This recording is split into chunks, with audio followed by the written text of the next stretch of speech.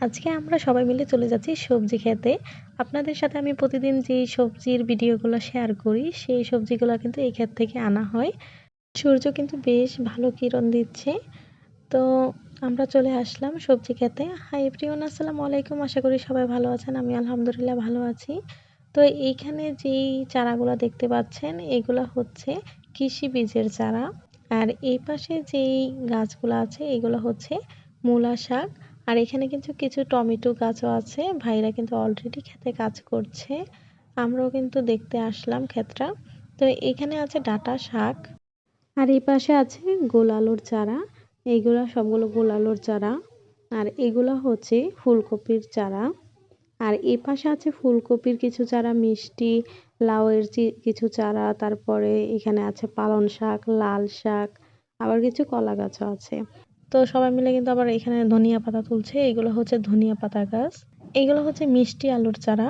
এগুলো হচ্ছে লাল যে মিষ্টি আলুগুলা, ওই মিষ্টি আলুর চারা। আর এগুলো হচ্ছে বড় জাতের যে ডাঁটা শাকগুলো, ওইগুলা। বেশ বড় হয়েছে, কিন্তু দেখতে কিন্তু বেশ ভালো লাগছে।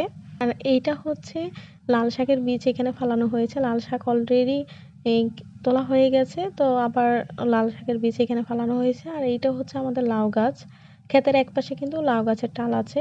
আমাদের এদিকে তো চারা গাছ যে উঠে ওই বাঁশ দিয়ে যেই মাচা করা হয়, এটাকে টাল বলা হয়। আপনাদের কার এলাকায় কী বলা হয় তা অবশ্যই আমাকে কমেন্টস করে জানাবেন।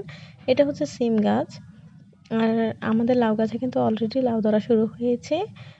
লাউ গাছ কিন্তু তেমন বড় হয়নি, তারপরও মাশাআল্লাহ লাউ ধরা শুরু হয়ে গেছে কিন্তু। চারিদিকে কিন্তু সবুজের সমারোহ। এরকম সবুজ দেখতে কিন্তু অনেক ভালো লাগে। তো এটা হচ্ছে বোত্তা শাক। আমি আপনাদের বলেছিলাম যে আমি যদি কখনো বোত্তা শাক দেশিটা দেখতে পাই তাহলে আপনাদের সাথে আমি শেয়ার করব।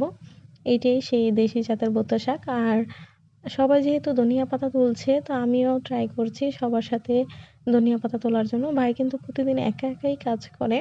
আমরা যেহেতু সবাই আজকে খেতে আসলাম, তাই সবাই মিলে একটু হেল্প করছি, যাতে তাড়াতাড়ি কাজটা হয়ে যায়, ভাইয়ের সহজ হয়। আমি কিন্তু তুলতে অভ্যস্ত না, এজন্য আমার একটু লেট হচ্ছে তুলতে। ধনিয়া গাছের ফাঁকে ফাঁকে কিন্তু আবার এখানে ঢেঁড়স গাছ আছে। এই যে এটা হচ্ছে ঢেঁড়স গাছ। এখানে কিন্তু অনেক আগাছা হয়ে গেছে, তো ধনিয়া পাতা উঠানোর পরে আগাছাগুলো পরিষ্কার করে দেওয়া হবে। এখানে আজকে আমি, আমার বড় ভাইয়ের ছেলে মেয়ে, আমার ফুপি, আমি, তারপরে আমাদের বাড়িতে একজন মেহমান এসেছে, উনিও এসেছে খেতে, ক্ষেত দেখার জন্য। উনি বলছে ওনাদের এলাকাতে নাকি এগুলো কখনো দেখেনি, ওনার দেখে নাকি খুবই ভালো লাগছে। এগুলো নাকি কখনো উনি নিজের চোখে সামনাসামনি মানে খেতে যে হয় এগুলো দেখেনি। তো এটা হচ্ছে ইলশা শাক। আপনাদের কার এলাকাতে কী বলে তাও অবশ্যই আমাকে জানাবেন। আর এই তো মোটামুটি আমি কিছুটা ধনিয়া পাতা উঠিয়েছি। তো সবাই মিলে উঠানো হয়ে গেছে ধনিয়া পাতা। বেশি উঠানো হবে না, কারণ বেশি উঠানো হলে কিন্তু খাওয়া হবে না, আবার বিক্রি করা যাবে না, নষ্ট হবে। তো এই কয়টা আমি ধনিয়া পাতা উঠিয়েছি। তো ভাই কিন্তু আবার এইগুলো সবগুলো আটি বাচ্ছে। আর ক্ষেতের অন্য আরেক পাশে চলে আসলাম এখন। ক্ষেতের এই পাশে আছে লাল শাক, তারপরে আছে কলাই শাক। এখানে কিন্তু আবার কলা গাছও লাগানো হয়েছে। এই শাকগুলা ওঠানো হয়ে গেলে কলা গাছ এই সাথে সাথে আবার বেড়ে যাবে।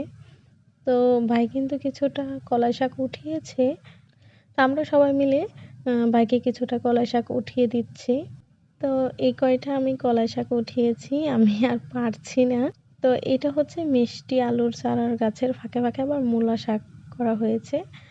আর এটা হচ্ছে বরবটির চারা। আর আমাদের যে এই ক্ষেতের মাঝে আবার কিছুটা জায়গাতে কলা গাছ করা হয়েছে। এই কলা গাছে কিন্তু অলরেডি অনেক কলা ধরা শুরু হয়েছে, আলহামদুলিল্লাহ। যেহেতু সন্ধ্যা হয়ে যাচ্ছে, ভাই বলছে চলে যা, সবাই মিলে তো আমরা আবার বাড়ির উদ্দেশ্যে রওনা দিলাম। এদিকে আবার বাড়িতে খাওয়ার জন্য এবং বিক্রি করার জন্য কিছু শাক বাড়িতে নিয়ে আসা হয়েছে। তো আমার ভিডিওটা কেমন লাগলো তা আমাকে কমেন্টস করে জানাবেন। আমার ভিডিওটা ভালো লাগলে অবশ্যই আমার চ্যানেলটা সাবস্ক্রাইব করে দিবেন। আর লাইক কমেন্ট শেয়ার করতে ভুলবেন না। আল্লাহ হাফেজ।